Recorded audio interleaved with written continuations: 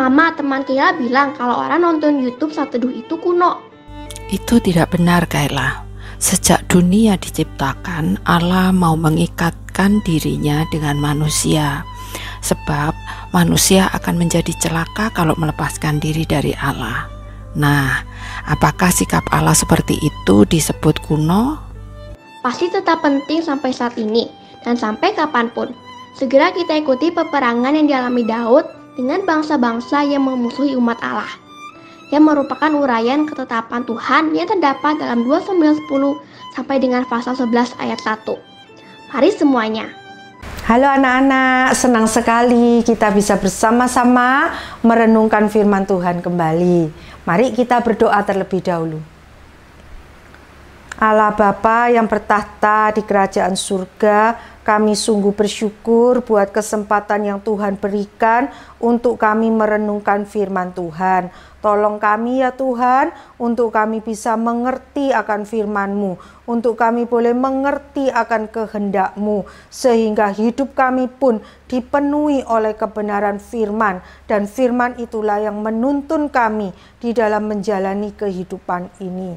Terima kasih Tuhan, hanya di dalam nama Tuhan Yesus kami berdoa. Amin. Anak-anak, Raja Bani Amon yang bernama Nahas meninggal dunia. Dia digantikan oleh anaknya yang bernama Hanun. Nahas itu sahabat dari Raja Daud. Daud pun ingin menjalin persahabatan dengan Hanun. Kemudian Daud mengirimkan utusannya untuk menyampaikan pesan turut berduka cita kepada Hanun. Tetapi pemuka-pemuka Bani Amon bertanya kepada Hanun, apakah menurut kamu Daud itu mengirimkan utusannya untuk menghormati ayahmu? Atau jangan-jangan utusannya ini untuk mengintai negeri kita dan kemudian nanti untuk menyerang dan menghancurkan negeri kita? Wah, Raja Hanun termakan oleh omongan para pemuka Bani Amon ini. Dia kemudian menyuruh orang menangkap para utusan dari Raja Daud ini dan mencukur separuh dari janggut mereka, juga memotong pakaian mereka dari bagian tengah sampai pantat, kemudian melepas mereka. Hal ini diberitahukan kepada Raja Daud, dan Raja Daud pun memerintahkan untuk mereka tinggal sementara waktu di Yeriko sampai janggut mereka tumbuh kembali, barulah mereka pulang ke kerajaan. Penghinaan ini bukan hanya terhadap utusan Raja Daud, tetapi juga terhadap orang Israel. Terlebih lagi juga terhadap Allah orang Israel. Setelah melakukan penghinaan ini, Raja Hanun menyewa orang-orang Aram dari Rehob dan Soba, juga orang-orang Maaka dan Tob, sebanyak 33.000 orang untuk menyerang orang Israel. Raja Daud pun memerintahkan Yoab untuk mengumpulkan pasukan.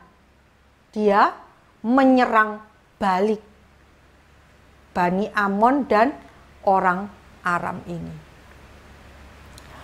Bani Amon menyusun barisannya di depan pintu gerbang. Sedangkan orang-orang Aram, Maaka dan Tob itu di padang. Jadi mereka itu mengancam orang Israel dari dua sisi. Yoab pun membagi pasukannya menjadi dua, yaitu yang satu dipimpin oleh Abisai adiknya, dan yang satu dipimpin oleh dia sendiri.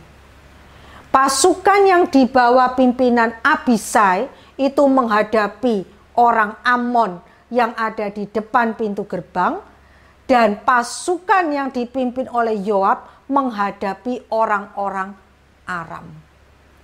Yoab percaya bahwa peperangan yang dilakukannya ini adalah perang Tuhan, dan Tuhan akan melakukan yang baik di matanya. Kemudian apa hasilnya? Orang Aram melarikan diri dari pasukan yang dipimpin oleh Yoab. Orang Amon ketika melihat orang Aram melarikan diri, mereka pun ikut melarikan diri dan masuk ke dalam kota. Maka pulanglah Yoab dan pasukannya ke Yerusalem. Hadadezer, salah seorang raja orang Aram, kemudian memerintahkan orang Aram yang ada di seberang sungai Efrat untuk bersama-sama menyerang orang Israel. Raja Daud pun kemudian mengumpulkan pasukannya, memimpin mereka menyeberang sungai Yordan, dan sampailah mereka di Helam. Di sana terjadilah pertempuran antara orang Israel melawan orang Aram. Orang Aram berhasil dipukul kalah. Mereka melarikan diri. Raja Daud membunuh 700 ekor kuda kereta dan 40.000 orang pasukan berkuda. Anak-anak, orang Aram yang ketakutan ini kemudian melakukan perjanjian dengan orang Israel. Mereka mau tunduk kepada orang Israel. Dan sejak saat itu mereka tidak mau lagi menolong Bani Amon. Pada pergantian tahun, Raja Daud kembali memerintahkan Yoab untuk membawa pasukannya menyerang Bani Amon. Pada saat itu, Bani Amon berhasil ditumpas habis oleh orang Israel. Dari cerita ini, kita bisa melihat ya anak-anak, bagaimana ketika musuh-musuh Allah menghina Allah, Allah pun akan menyatakan keadilannya. Allah memakai umatnya, yaitu umat Israel, dengan dipimpin oleh rajanya, melakukan peperangan untuk menyatakan keadilan Allah. Kita pun yang hidup di zaman ini juga masih terus melakukan peperangan melawan musuh-musuh Allah. Tapi Allah yang sudah beranugerah kepada umat Israel dengan mau memakai mereka menyatakan keadilan Allah, Allah juga mau memakai kita untuk menyatakan keadilannya. Jadi kita tidak perlu takut. Anugerah Allah yang ada pada diri kita itu yang akan memampukan kita untuk menjadi pemenang di dalam melawan musuh-musuh Allah. Amin. Mari kita berdoa.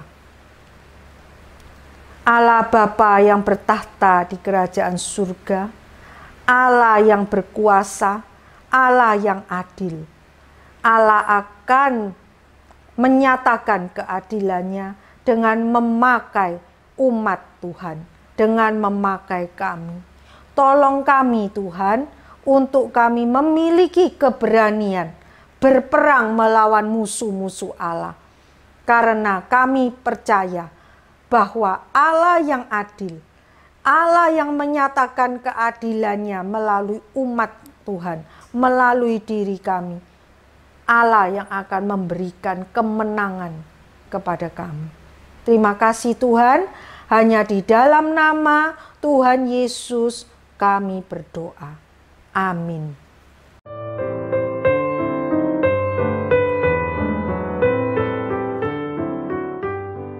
Dalam setiap peperangan, Daud selalu menyadari bahwa musuhnya bukan hanya senjata atau manusia, melainkan kejahatan dan ketidakbenaran. Puji syukur bagi umatnya karena kasih Allah dinyatakan bagi bangsa Israel dengan menghukum dan membinasakan bangsa Amon. Dan ini juga berlaku buat gerejanya sampai saat ini. Mari kita menghadapi semuanya dalam nama Tuhan Yesus. Sobat BDKA, lanjutkan baca Alkitab dari 2 Samuel 11 ayat 2-15. Sampai jumpa dalam firman Tuhan yang lebih melimpah lagi.